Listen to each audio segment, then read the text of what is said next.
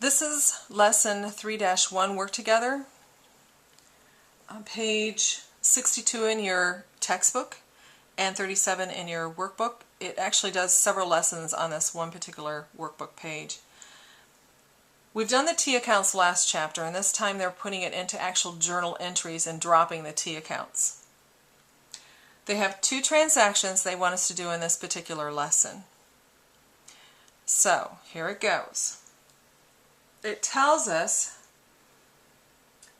we are doing this. It says journalize each transaction completed during April of the current year on page 1 of the journal. So right off the bat in the upper right hand corner I'm going to put a 1. So the first transaction says April 1st.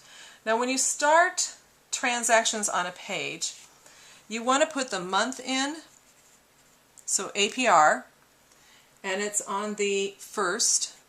So in the first little box APR, the second little box underneath date, the 1.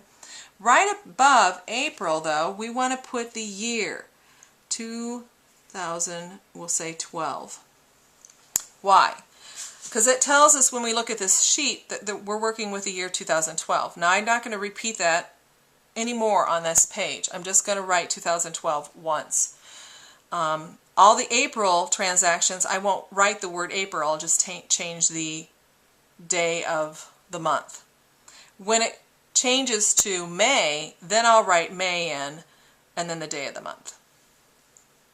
So April 1st, you receive cash from the owner as an investment, $1,500, and it says R1. R stands for receipt because that's my source document to prove to people that this really happened. So I received cash. You have some account titles here. We have a general accounts, and then we have these special amount columns. This one is specifically on column 3 for sales, credit transactions, not debit, but credit. And the last two are for cash, one's for debit and one's for credit. But any other account, if it's not sales or cash, it's going to go in the account title column. So I received cash, so to receive cash is to debit cash, that increases cash. Remember, you can put a little positive here and a little negative if you need to. So to receive cash, $1,500, I'm going to put in 1,500, and you can either put 00 in the last little box or put a little line in it. I like putting the line in because it makes it easier for this to be read. If I put 00 in there, I find myself trying to make a 1,000 out of it or 15,000 or something. So it just makes it easier for me to read. Now there's always one debit and there's always a credit. The credit part is from the owner as an investment. So to increase the owner's worth in the company is to credit the owner's account. And they give us a list of account titles to use. Norm Duran is the capital account. So I'm going to put, since there's no special amount column for that particular account, I'm going to put it over here in the account title column. So Norm Durner Capital, I'm going to abbreviate capital.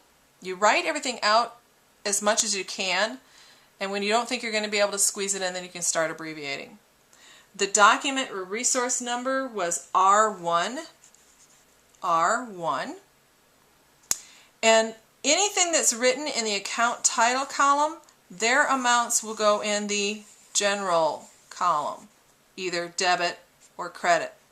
And this is a credit, because that increases capital, of $1,500, 0 cents. I have a debit in cash and a credit in capital, one of each, so I'm good. My transaction is balanced. Transaction 2. It's on the 2nd, so I'm going to put a 2 in my date. I paid cash for supplies. So cash is decreased. So over here in the far right on the second line, I'm going to decrease cash for $375.